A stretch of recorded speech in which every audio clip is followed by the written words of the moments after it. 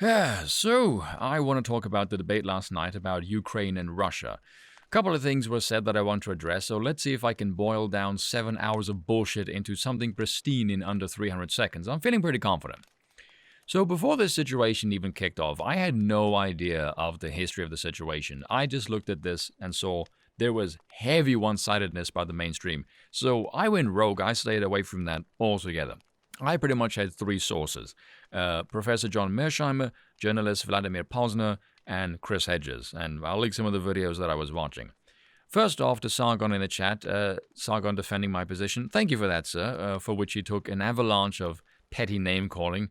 Not a good look to call very likely the sharpest person in the audience an idiot. By the way, you look like spastic lemmings, but whatever floats your boat.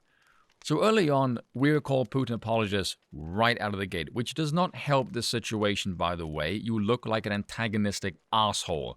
But the longer the debate went on, it was very obvious it is just two sides talking past each other because they have a fundamentally different perspective of how they view global politics. From my perspective, I was looking at it historically of can you envision America being seen as the aggressor from a Russian perspective? And the answer is yes. Americans cannot conceptualize a worldview where they are not the bad guy. That is fundamentally an American point of view. So if I look at it, I see America shutting off its own oil production. Then it buys from Russia, which is made by Gazprom, which is nationalized, so that fuels their military. You've been expanding NATO, which was to protect against an entity that doesn't even exist anymore. You call yourself spreaders of democracy while you topple regimes left, right, and frickin' center. You claim to give a shit about defending the Ukraine's sovereignty, which is hilarious considering that has not historically been America's foreign policy. Protecting them against autocratic Russia, while you buy Saudi and Russian oil from autocratic regimes. Your politicians are aligned with China. The guy in charge is called Beijing Biden, for heaven's sakes. And you think sending politicians who aren't even bothered about rooting out corruption in your own country into lands with even more corruption than your own, under the guise they're going to root out corruption in a new place. Am I the only one that looks at that and thinks that is extremely idealistic and a clusterfuck of contradictions?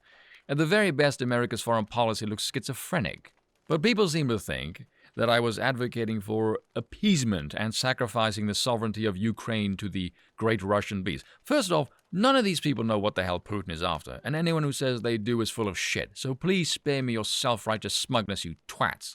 There's this ridiculous take that any talks with Putin that does not end up with him being asked blasted to Mars is somehow seen as surrendering. It is very bizarre. So allow me to put on my tinfoil hat for a moment.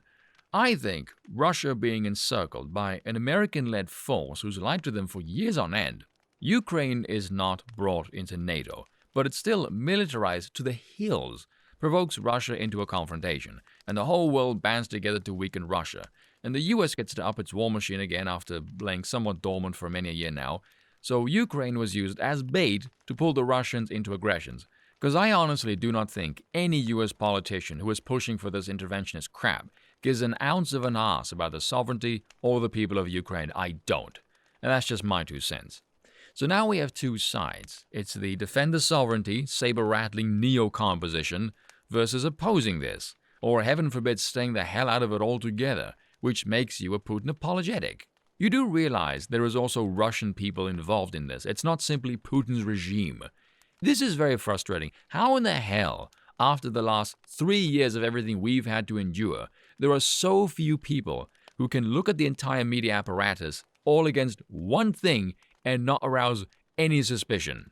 They just downloaded the latest version of things social media told me to give a fuck about. It's insane.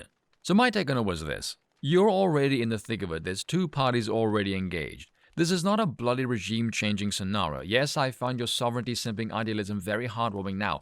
May we please step away from the childishness and realize you are walking ever closer to the possibility of nuclear annihilation? Is there any chance, perhaps, that we can have adults discuss a way to contain the situation and not risk escalating it to the point where it spreads out over the damn Ukrainian borders? I do not have an answer, but I am a tad skeptical given historical precedent, and there's a chance of nukes being involved. Oh, but I am called an idiot for recognizing this position. I'll tell you what, If those dim-witted pricks can come up with a more intelligent solution other than calling me stupid, then I shall be glad to hear it. Until then, I will continue condescendingly snickering, and if you don't like it, eat a dick. Because let's be brutally honest about all of this for a moment, shall we?